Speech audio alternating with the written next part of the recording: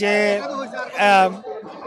আমি যখন রায়টি পাই, রায় পাওয়ার পর থেকেই এই বর্তমান সরকারের ভেতরে অবস্থিত অন্য একটি রাজনৈতিক দলের প্রতিনিধিরা তারা প্রতিনিয়ত প্রতিটি পদে প্রতিটি ক্ষেত্রে বাধাগ্রস্ত করেছে এবং তারা কৃত্রিমভাবে আইনি সংকট তৈরি করেছে এবং তাদের মূল উদ্দেশ্য, মূল লক্ষ্যই ছিল যে বিএনপির মেয়র প্রার্থীকে এখানে বসতে দেওয়া যাবে না। আর আমাদের এটা কোনো কি বলে এটাকে, এটা আমাদের কোনো শঙ্কা না। আমরা নিশ্চিত যে আগামী নির্বাচনে যদি বর্তমান এই উপদেষ্টা পরিষদ থাকে, এই সেটআপ থাকে, তাহলে বিএনপির প্রতি বৈষম্য করা হবে। আপনারা জানেন যে আমি ধানের শীষের মেয়র প্রার্থী ছিলাম, এই কারণেই আমাকে শপথ নিতে এত বাধা, এত আইনি জটিলতা সকল তৈরি করা এবং নিজেরাই ভুয়া রিট তৈরি করে যে ধরনের সংকট তৈরি করেছে, এই কারণেই তৈরি করেছে।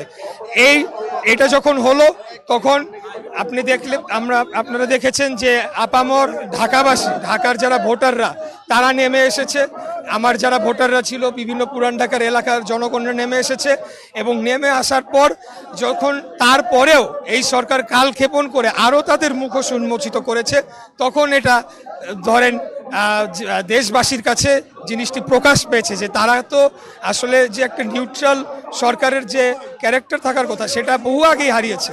তারা তো একটি বিশেষ দলের হয়ে কাজ করছে, এটা একটা দলীয় সরকার হয়ে গিয়েছে। অতএব কিভাবে আমরা এদের অধীনে নির্বাচনে যাব? এরা বিচার বিভাগে হস্তক্ষেপ করেছে, লোয়ার কোর্টে হস্তক্ষেপ করেছে, নির্বাচন কমিশনকে হস্তক্ষেপ করেছে, উচ্চ আদালতে হস্তক্ষেপ করছে। তারা চিঠি দিয়ে বলছে নির্বাচন কমিশনকে এই করতে হবে, সেই করতে হবে। তারা নির্বাচন কমিশনে ঘেরাও দিয়েছে, তারা এরপরে কোর্টে হস্তক্ষেপ করছে। মানে কোনো কিছুই মানবে না, কোনো নিয়ম মানবে না, যা তারা বলবে সেটাই মানতে হবে। তাহলে দেশে কি আমরা আইনের শাসনের জন্য এই লড়াইটা করি নাই?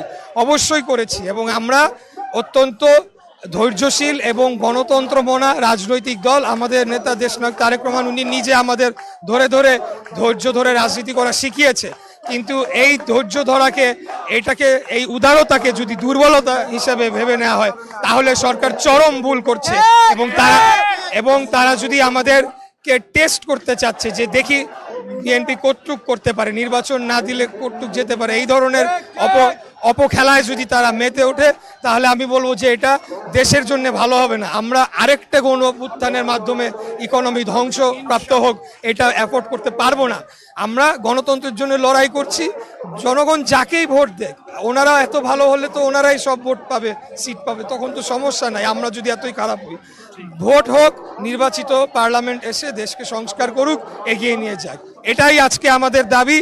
এবং এই দাবির সূচনাটা হয়েছে আমার মেয়র নির্বাচনের যে ফলাফল সেটিকে আদালতের রায়কে তারা কার্যকর না করার মধ্য দিয়ে, আদালতকে অবমাননা করার মধ্য দিয়ে আমরা তাদের চেহারা উন্মোচন করে এই আন্দোলন শুরু করেছি এবং এরপরে একের পর এক দাবি আসতে থাকবে।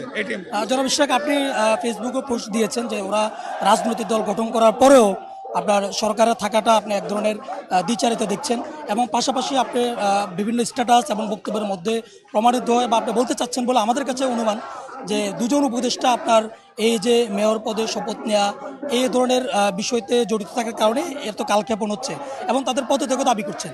আসলে আপনার কাছে যদি আমি জানতে চাই যে ওনাদের পদত্যাগ এবং আপনার মেয়রের শপথ এবং পাশাপাশি ওনাদের নতুন দল, ওনাদের সরকারে থাকা এই সকল বিষয় রিলেটেডের সাথে আপনার দুজন উপদেষ্টা কী সম্পর্ক দিচ্ছেন? আচ্ছা, প্রথমে আমি বলবো যে আমি প্রথমেই বলেছি এই সরকারের ভেতরে 3 জন ছাত্র উপদেষ্টা ছিলেন। একজন তিনি পদত্যাগ করে নতুন দলের দায়িত্বভার গ্রহণ করেছেন, তার প্রতি শুভকামনা রইল, তিনি ভালো কাজ করেছেন অত্যন্ত। কিন্তু তার বাইরে আরও 2 জন উপদেষ্টা রয়ে গিয়েছে। এই বিষয়টা নিয়ে কিন্তু অনেকেই বলেছে, কিন্তু এটা সিরিয়াসলি বলা হচ্ছিল না। কিন্তু আমরা কাজ করতে গিয়ে দেখতে পারলাম যে তারা সেই একই রূপে তাদের দলকে ফেভার করে বিভিন্ন ধরনের সুযোগ সুবিধা করে দিচ্ছে, অন্যদের প্রতি বৈষম্য করছে। এখানে একজন উপদেষ্টা সরাসরি আমার এই বিষয়টার সাথে জড়িত, স্থানীয় সরকার উপদেষ্টা, কারণ তার ওই স্থানীয় সরকার মন্ত্রণালয়ের এখন সর্বশেষ দায়িত্ব শপথ গ্রহণ অনুষ্ঠানটি সম্পন্ন করা।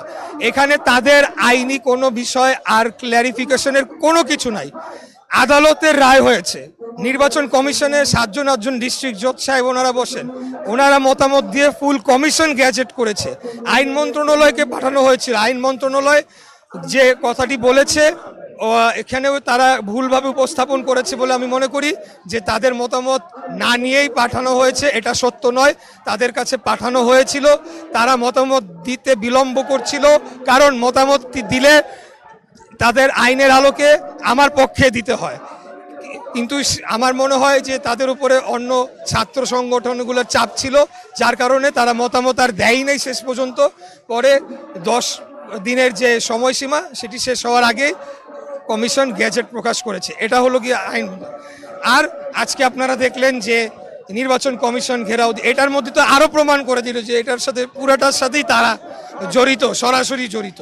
এবং আমি কিছুই মানবো না, আমি আইন মানবো না, আদালত মানবো না, কমিশন মানবো না, সরকার মানবো না, যখন যেটা মনে হবে।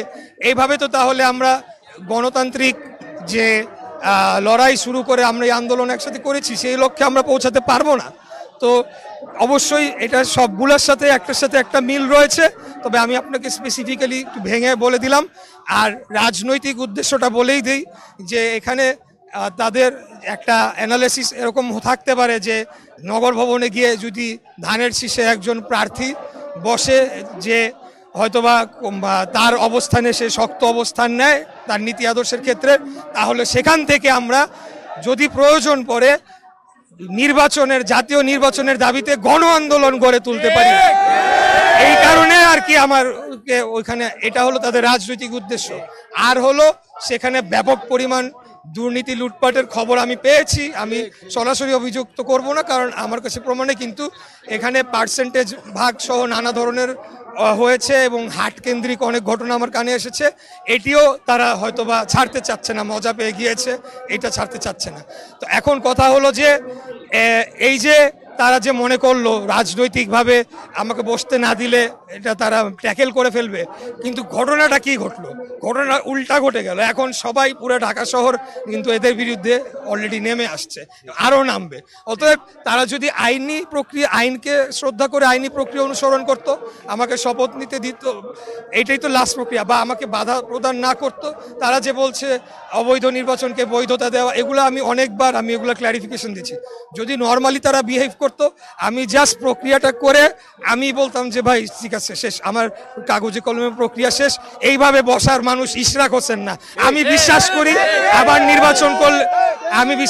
আবার নির্বাচন করলে আবারও বিপুল ভোটে বাংলাদেশের যে কোনো প্রার্থীকে হারানোর মতো জনসমর্থন আমার রয়েছে।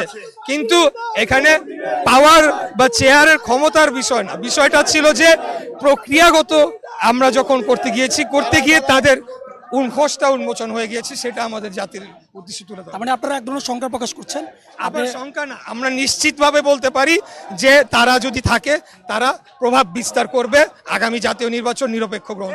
কতক্ষণ থাকবেন রাজপথে? কতক্ষণ থাকবেন ভাই? 17 বছর রাজপথে ছিলাম, বিভিন্নভাবে বিভিন্ন সময়ে বিভিন্ন পরিবর্তিত অবস্থায় বিভিন্নভাবে আন্দোলন করেছি। অতএব কতদিন থাকবো যদি এখন বলেন, তাহলে এইটাই বলতে হয় যে আরো 17 বছর যদি থাকতে হয়, আরো 17 বছর।